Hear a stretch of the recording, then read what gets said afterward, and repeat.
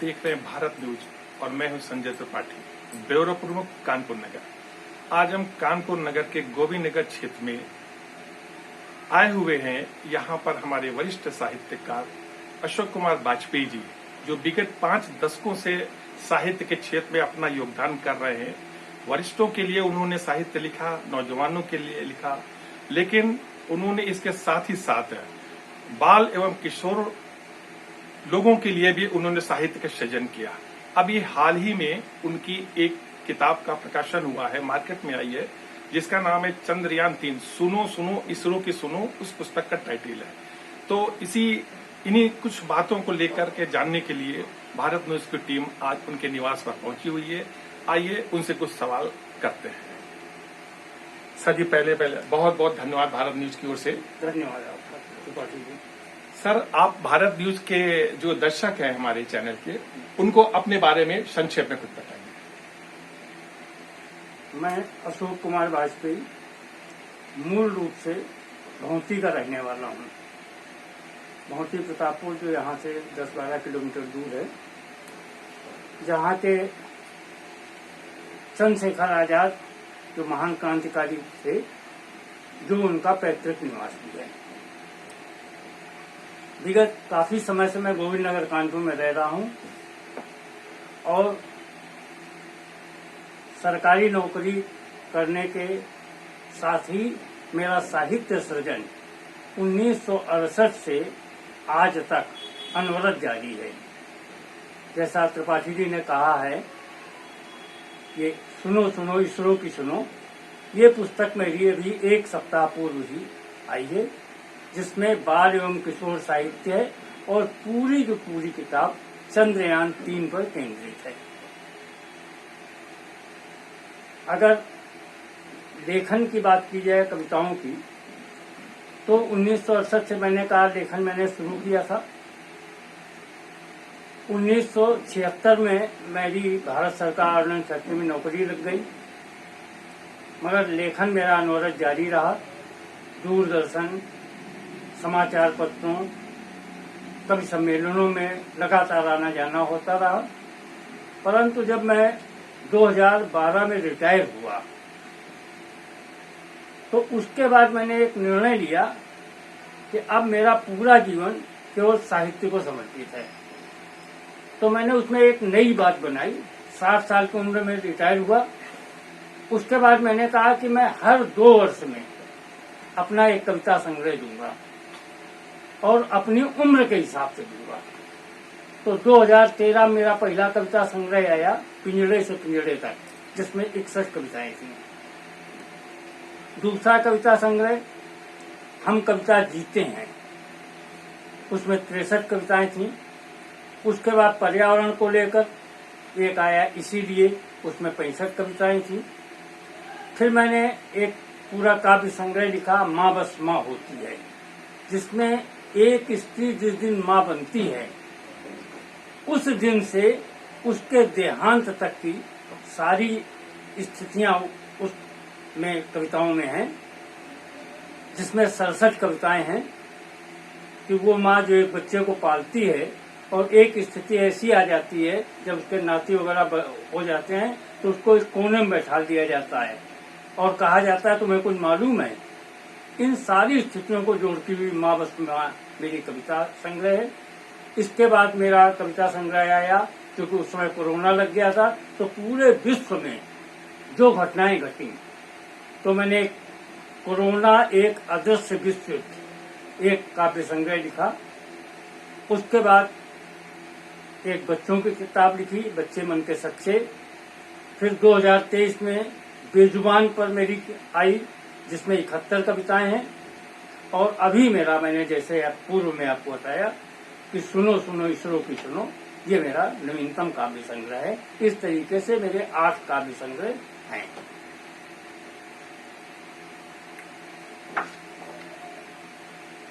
वाजपेयी जी ने अपने मुखार बिंदु से भारत न्यूज चैनल के सभी दर्शकों को अपने बारे में, अपनी जो पुस्तकें उन्होंने लिखी और जिनका प्रकाशन हुआ, उसके बारे में बताया। और आप दर्शकों को ये भी मैं बताना चाहूंगा कि लगभग 5 दशकों से जो साहित्य के क्षेत्र में आप अपनी रचनाएं काव्य के क्षेत्र में कर रहे हैं, उसके अलावा कानपुर की विभिन्न साहित्यिक संस्थाओं द्वारा आपको सम्मानित भी किया जा चुका है। सम्मान में बहुत बड़ी लंबी लिस्ट है, लेकिन मैं आप दर्शकों के लिए उनके कुछ सम्मानों को आपके सामने बताना चाहूंगा।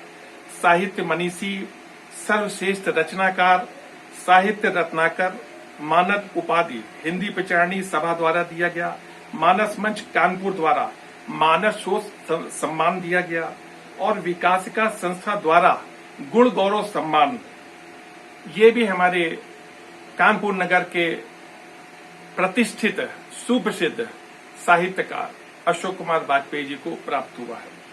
अभी हाल ही में जैसा कि हमारे वाजपेयी जी ने बताया कि उन्होंने चंद्रयान 3 पर एक पुस्तक लिखी जो अभी हफ्ते 10 दिन पहले प्रकाशित हुई है, सुनो सुनो इसरो की सुनो। उनका ये प्रयास रहता है कि बड़ों के लिए तो बहुत साहित्यकार अपनी लेखनी चला रहे हैं, लेकिन बच्चों के लिए, किशोर अवस्था वाले लोगों के लिए, बच्चों के लिए भी कुछ न कुछ लिखना जरूरी है, ताकि उनको एक दिशा मिलती रहे, साहित्य के प्रति उनका प्रेम बढ़े। तो बहुत सी जो बच्चे कुछ हरकतें ऐसी करते समाज में देखने को लगातार टीवी चैनलों के माध्यम से आप लोगों को मिल रही होगी, वो नहीं हो, तो उनका ये प्रयास रहता है कि हम बच्चों के लिए भी कुछ न कुछ लिखें। और हम वाजपेयी जी के बारे में आपको बताना चाहेंगे, जैसा कि अपने बारे में उन्होंने पहले बताया कि एक साहित्यकार होने के नाते, या मैं ये कहूं कि एक डिफेंस की जो रक्षा मंत्रालय के अधीन आती है, आयुध निर्माणी कानपुर, जो कि अरमापुर स्टेट में वहां पर आपने अपनी सेवाएं दी हैं और उस डिफेंस प्रतिष्ठान आयुध निर्माणी के अंदर रहते हुए भी उन्होंने अपनी साहित्य की साधना को बरकरार रखा। ये काबिले तारीफ है। मैं हृदय से उनका जो है अभिनंदन करता हूं, धन्यवाद देता हूं कि उस प्रतिष्ठान के अंदर रहते हुए भी उन्होंने अपनी लेखनी को इतनी तेज रखा। और आज लगभग वाजपेयी जी का जन्म जो है 1 नवंबर 1952 को हुआ था। 1 नवंबर 1952 और ये 2024 चल रहा। 72 वर्ष की अवस्था में भी वो साहित्य के क्षेत्र में अपना योगदान दे रहे हैं। ये बहुत बड़ी बात है और उनके इसी साहित्य के प्रति योगदान को देखते हुए मैं ये आकर्षित हुआ, कह सकते हैं कि मुझे ये प्रेरणा मिली कि ऐसे कानपुर के अंदर जो शख्सियतें हैं, विलक्षण प्रतिभाएं हैं, व्यक्तित्व है, उनके बारे में हमें भारत न्यूज चैनल को जरूर उसके माध्यम से दर्शकों तक ये उनकी जो कलाकृतियां हैं वो पहुंचनी चाहिए। और मैं जानना चाहूंगा वाजपेयी जी के मुखार बिंदु से कि वो अपने बारे में साहित्य जो है उन्होंने अपना जो सृजन किया, लेखन कार्य किया, और कुछ कविताएं अपनी अगर हमारे दर्शकों को आप पेश करना चाहें, जो भी आपने लिखी, जो भी कविताएं आपको अच्छी लगती हो वो कविताएं आप पेश करते हैं हमारे दर्शकों के लिए।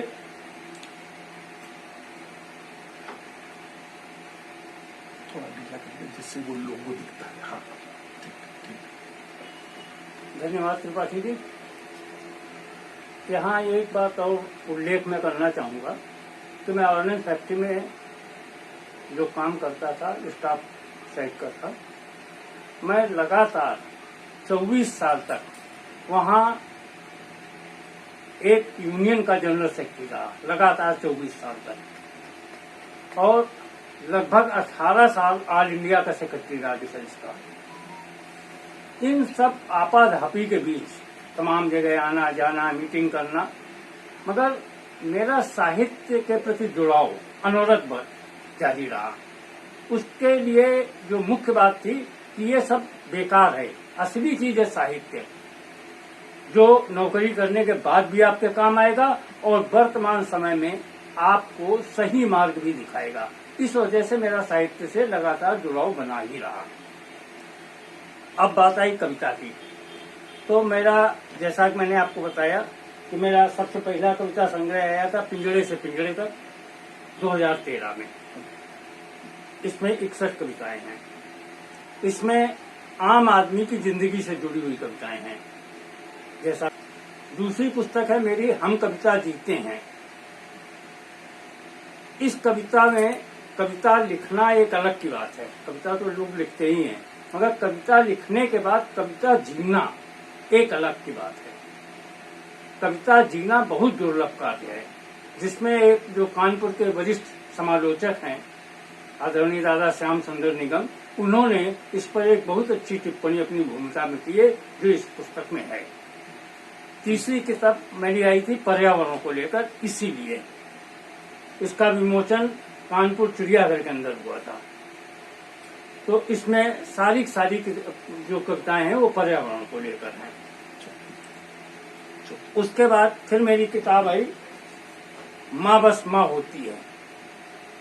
एक इसमें जिस दिन एक स्त्री अपनी माँ बनती है, उसके बाद उसका बच्चा 6 दिन का हुआ, 12 दिन का हुआ, 1 महीने का हुआ, 1 साल का हुआ, स्कूल गया, तो इस तरीके की जितनी गतिविधियां बच्चे की हैं, पहली बार स्कूल गया, माँ दरवाजे ही पे खड़ी है, कब लड़का आएगा, शादी हुई, तो सारी गतिविधियों के बाद जब उसके बच्चे हो जाते हैं और जब माँ से ये कहा जाता है कि तुम्हें कुछ मालूम है, तुम कुछ नहीं जानते हो, बैठे रहो, तो इन सारी झंझावातों की से जुड़ी हुई कविताएं एक स्त्री के मरने तक की स्थिति में ये माँ बस माँ में कविताएं हैं।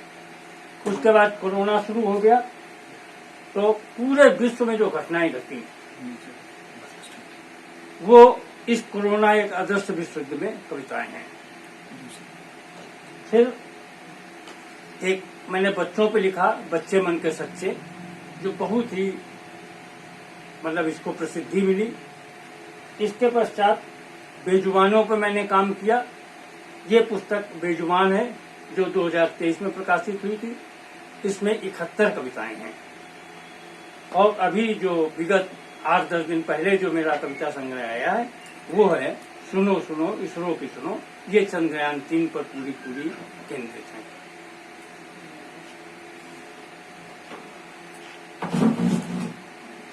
अब मैं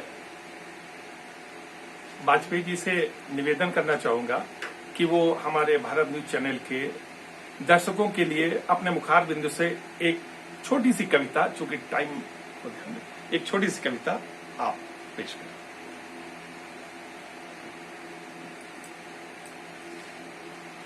कविता मैं आपको जो सुना रहा हूँ वो विडंबना को लेकर सुना रहा हूँ, जो विडंबनाएं हैं। दरवाजे पर लगा पेड़, व्यंग है। दरवाजे पर लगा पेड़ हम कटवाते हैं, दरवाजे पर लगा पेड़ हम कटवाते हैं और छज्जे पर गमले में पौधे उगाते हैं।